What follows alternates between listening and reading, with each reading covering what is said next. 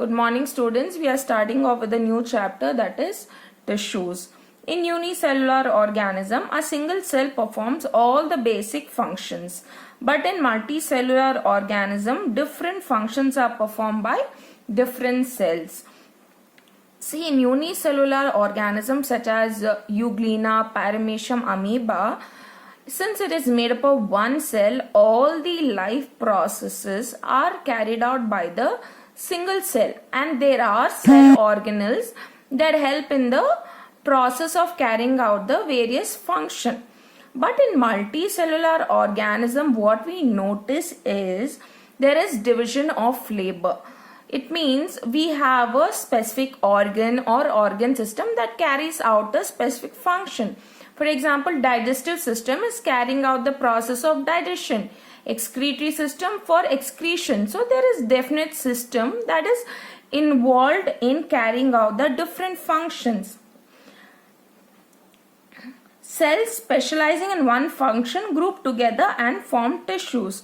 So the cells over here specializing in one function, they come together and form tissues. The definition of tissue is important. All cells of a tissue have a common origin. So the tissues, all the cells that are present in a tissue, they have a common origin. They don't have a different origin. A tissue may be simple or a complex type. Or a tissue may be simple in its organization or it might be complicated. Blood, phloem and muscles are few of the examples of tissue. The structural and functional organization of cell in plants and animals is different. See, obviously it is going to be different because the needs are different. The plants are stationary whereas the animals, they move. So the needs are different, as plants cannot move about and obtain their food, but whereas animals can do. Plants are autotrophic in nature. So by looking at that, based on the function also, we see there are different types of cells and tissue that has taken up the specific function. Plant tissues can be broadly categorized into meristematic tissue and permanent tissue, which we will be studying in detail. We'll get to know what exactly is the role and their function in plants. Under meristematic tissue, it is further classified into apical, intercalary and lateral tissue. And under permanent tissue, we have simple permanent tissue, complex permanent tissue. In that again, under simple permanent, we have parenchyma, collenchyma, sclerenchyma. Complex or compound tissue, we have xylem and phloem. Students, this flow chart is very important. This gives you a gist of the plant tissues. By means of this, it becomes easier for you to understand the different types of a plant tissue. Meristematic tissue. Now, I had already mentioned there are three types of meristematic tissue. Now, look at the location where exactly these three meristematic tissues are present.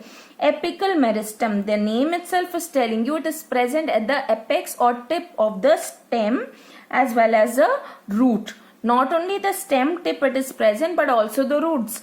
Intercalary meristem is present at the base of the leaf as well as near the internode. Internode is a region between the two nodes.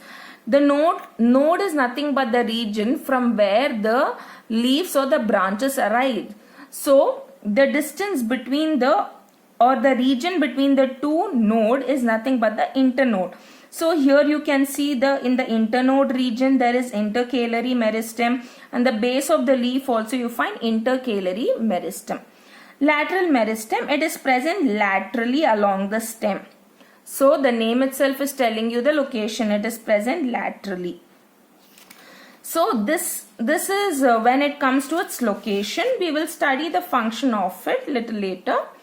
Now the tissue in which cells always keep dividing, giving rise to new cells, are called meristematic tissue.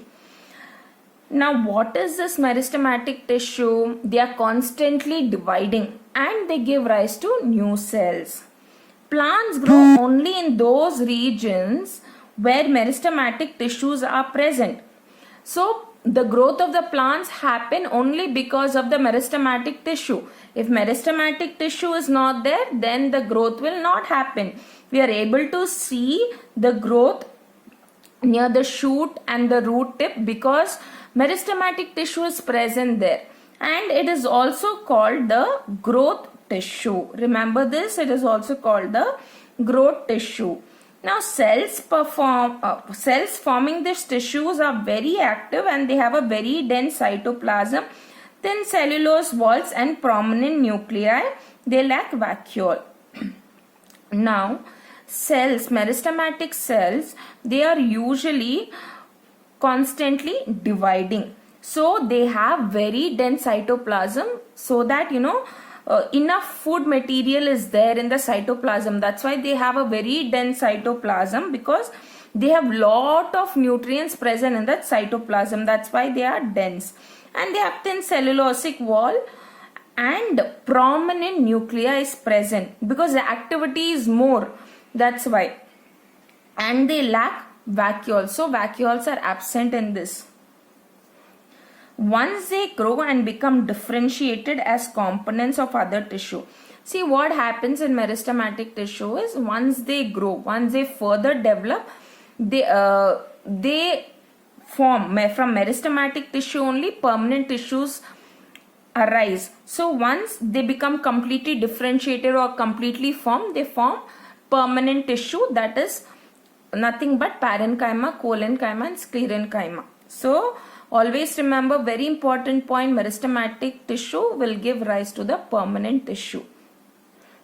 Apical meristem, just now I told you with respect to its location.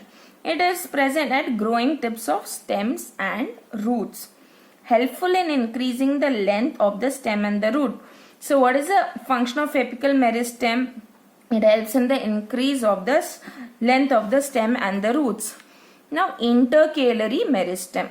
It is present at the base of the leaves or internode. It helps in longitudinal growth of the plant.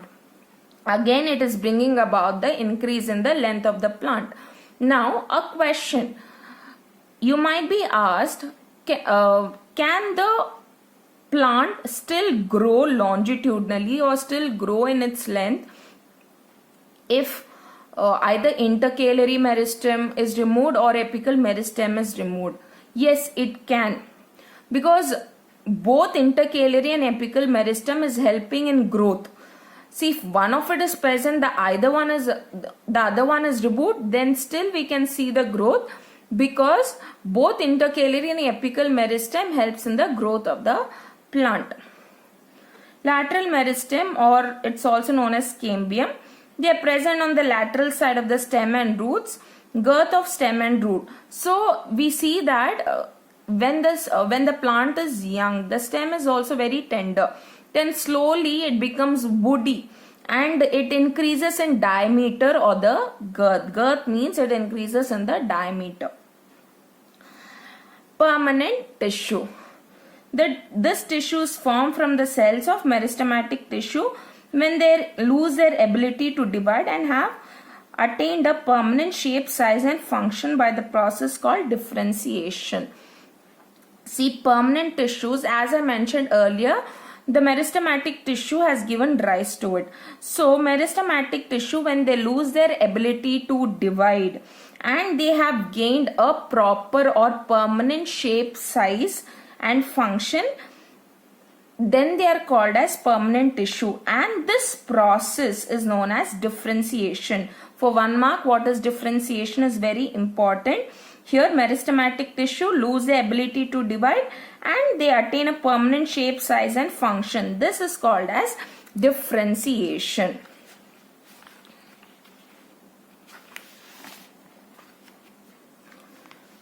As a result of differentiation, the meristematic tissue tend to form different types of permanent tissues are as follows. Here I told you the permanent tissues are of 3 types. One is parenchyma, collenchyma, sclerenchyma. Simple permanent tissue. It means it is made up of only one type of a cell, or they are homogeneous in nature. If I take, for example, let me take the example of a very first simple permanent tissue, that is parenchyma. In parenchyma, we see that they are just made up of one type of a cell. They are not made up of different types of a cell. So one common type of a cell it is made up of. Usually in parenchyma, we see the cells are oval in nature and they do have a little bit of intercellular space between them. So parenchyma, the characteristic feature of parenchyma is like this. It has got an oval cell and it has got space between them. Okay, and it is homogeneous in nature. Just the similar type of cell it is made up of. That is coming to simple permanent tissue. Next class we will talk about parenchyma, sclerenchyma and collenchyma in detail.